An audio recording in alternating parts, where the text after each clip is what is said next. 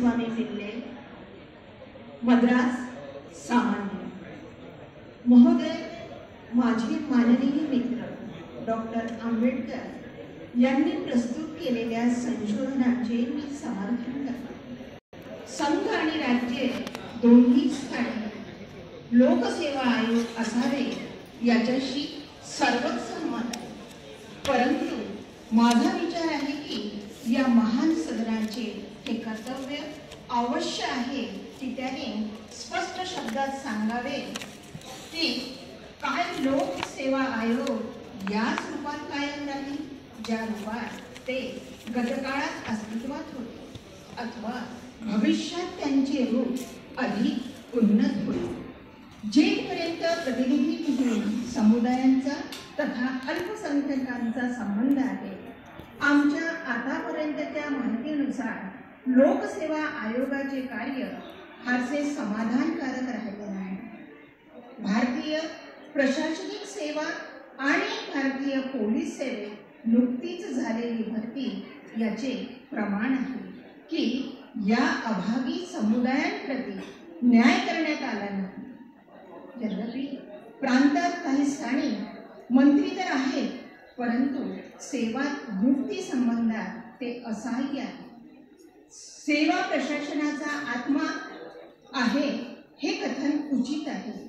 आम्ही सर्व या बाबीशी सहमत आहोत की सर्वोत्तम व्यक्ती उपलब्ध व्हाव्यात, परंतु लोकसेवा आयोगाच्या कार्यप्रणालीतून असे दिसते की एखाद्या अनुसूचित जातीच्या व्यक्तीने अपेक्षित परीक्षा उत्तीर्ण केली असली तरी असे निदर्शनास आले की लोकसेवा आयोग म्हणतो की ती व्यक्ती त्या पदाकरिता उपयुक्त नाही। सरकारच्या समुदायासंबंधी आदेशानुसार त्या व्यक्तीला वगळले जाते आणि अन्य समुदायातील व्यक्तीला पदग्रहण करण्यासाठी बोलवण्यात येते। हे सर्व काही जेथे मी राहतो त्याच प्रांतात होत नाही, तर संघ लोकसेवा आयोगातही ही स्थिती आहे। वास्तवात मी जाणतो की हरिजन समुदायातील व्यक्ती चांगले गुण प्राप्त करूनही आणि तीच अपेक्षित शैक्षणिक योग्यता असूनही तिला या ना त्या निमित्ताने संधी वंचित केली जाते। माझे नम्र निवेदन आहे की या आयोगाचा भावी दृष्टिकोन अधिक न्यायी असावा। या देशात सामाजिक भेदभावाच्या कारणास्तव या समुदायांपैकी काही समुदायांना ते पद धारण करण्याकरिता प्रबुद्ध तथा योग्य सिद्ध होऊ शकतात संधी देण्यात आली नाही जी त्यांना प्राप्य होती। शासनाच्या अनेक विभागाकरिता उमेदवारांच्या सूची तयार केल्या जातात, ज्यांच्यातून शेवटी चयन केले जाते।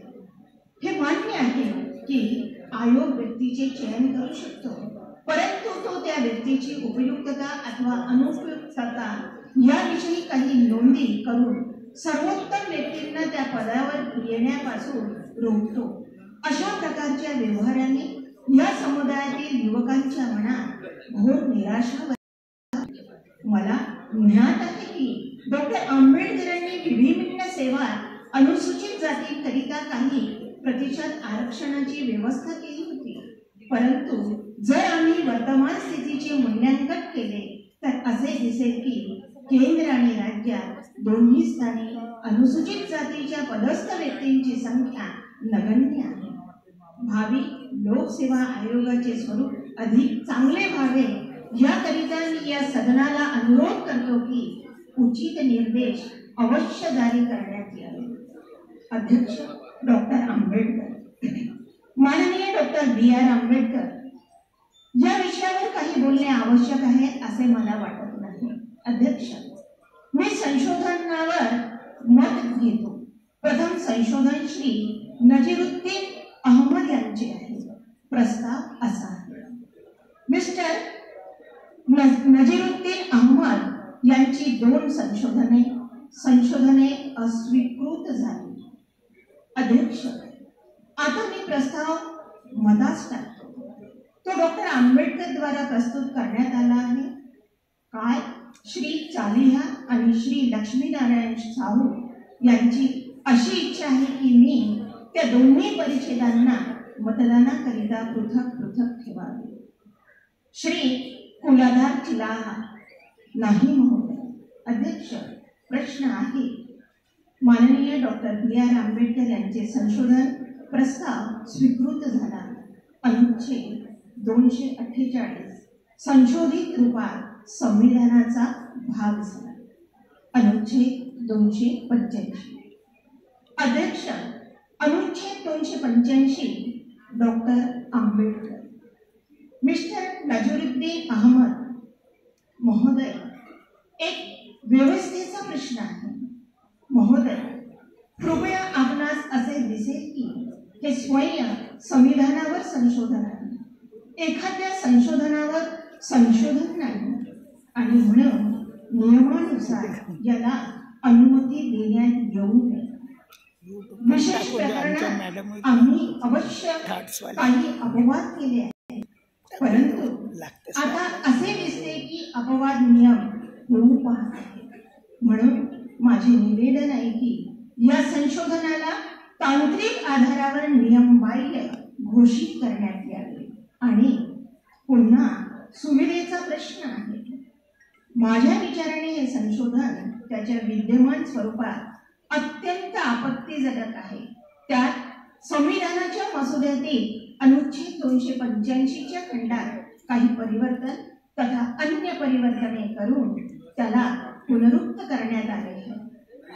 हे संशोधन मूळ अनुच्छेदावर संशोधन म्हणून यावयास पाहिजे होते. त्याऐवजी नवीन विचारांना समाविष्ट करून अथवा अंत स्थापित करून पूर्ण अनुच्छेद लिहिण्यात आला. तथा जुने खंड आणि संशोधनांना नवीन अनुच्छेदांच्या रूपात प्रस्तुत करण्यात येत आहे. कोणती परिवर्तने करण्यात आली याचा शोध घेण्यासाठी अधिक समय लागतो. Doctor P.S. देशमुख. जसे की हिंदू कोड बिलासंबंधात झाले. मिस्टर नजरुद्दीन अहमद डॉक्टर देशमुख यांचे म्हणणे सारखे आहे. जसे की हिंदू कोड बिलासमान जुने खंड आणि नवीन विचार एकत्र करण्यात आले आहे, तथा यत्र तत्र आवश्यक अंतस्थापना करून त्यांना नवीन खंडांच्या स्वरूपात प्रस्तुत करण्यात आले. याची माहिती घेणे अत्यंत कठीण होते आहे की वास्तवात कोणकोणती परिवर्तने करण्यात आली आहेत. खंड 2 मध्ये अनेक स्थानी परिवर्तन करण्यात आले आणि नंतर अनुच्छेद 285A आहे जो एकदम नवीन आहे.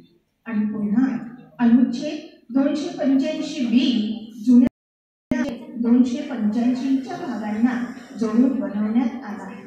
तथा या अनुच्छेदाचे परंतु एकदमच नवीन आहे. याला पाहून असे जाणवते की हे अनुच्छेद 285(3)चे प्रतिरूप आहे, परंतु याला आता नवीन अनुच्छेद बनवण्यात आले आहे ज्याचे एकदम नवीन आहे. या अनुच्छेदांचा खंड D एकदम नवीन आहे. मला वाटते की परिवर्तने समजून घेणे सर्वांनाच कठीण आहे. म्हणून मी यावर केवळ याच कारणास्तव आपत्ती करीत नाही की संशोधन नियमांची अवहेलना करते, तर याही कारणास्तव आपत्ती करतो की याचे स्वरूप असे आहे की जे सहज समजून घेता येत नाही, तथा त्यांना स्वयंसंविधानावर संशोधन म्हणून व्यक्त करावयास पाहिजे होते. त्याने माननीय सदस्यांना ही परिवर्तने समजून घेणे शक्य झाले असते. माननीय डॉक्टर B.R. आंबेडकर ही पहिलीच वेळ नाही जेव्हा माझ्या मित्राने व्यवस्थेचा प्रश्न उपस्थित केला. मसुदा समितीची प्रक्रिया नियमांच्या तांत्रिक बाबी पलीकडे असावी या संबंधात आपली सहर्ष अनुमती राहिली. म्हणून माझे निवेदन आहे की या प्रकरणात सुद्धा पुढील कारवाई करण्याची अनुमती देण्याची कृपा करावी. Doctor P.S. देशमुख महोदय, डॉक्टर आंबेडकरांच्या या प्रवृत्तीचा मी विरोध करतो. महोदय, विशेषाधिकार दिला आहे आणि ते त्यांचा दुरुपयोग करीत आहेत. ते सांगू शकतात आणि त्यांनी अवश्य सांगावे की ते अनुच्छेदाच्या मूळ मसुद्यात कशा प्रकारचे कोर्स आणि विशिष्ट परिवर्तन करू इच्छितात आणि त्यांनी अशा प्रकारे कारवाई करू नये ज्या प्रकारे त्यांनी हिंदू कोड बिला संबंधात केली तथा त्यांनी विशिष्ट रीतीने सांगितल्या विना परिवर्तन करू नये की मूळ प्रारूपाच्या तुलनेने कोठे कोठे किती परिवर्तन करण्यात आले. श्री एम अनंत शैनम अयंगार, मद्रास सामान्य. माझ्या ज्या मित्रांनी व्यवस्थित प्रश्न उपस्थित केला आहे त्यांना ज्ञात असावे की लोकसेवा आयोगाच्या पूर्ण योजनेतच परिवर्तन करण्यात आले म्हणून ही परिवर्तने परिणामिक आहेत. म्हणून जर संबंधित अनुच्छेदात परिवर्तन करण्यात आले असते तर संभवतः यात परिवर्तन करण्याची आवश्यकता भासली नसती. अशा परिस्थितीत यात आपत्ती मान्य आहे.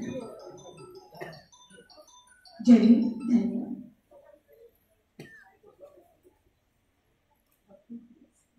ज्यांना वाचन करायचं आहे त्यांनी माझ्या टेबलच्या समोर असलेल्या 2 रांगेमध्ये येऊन बसायचं आहे. नाव नोंदणी ज्यांनी केलेली आहे वाचन करायचं आहे त्यांनी,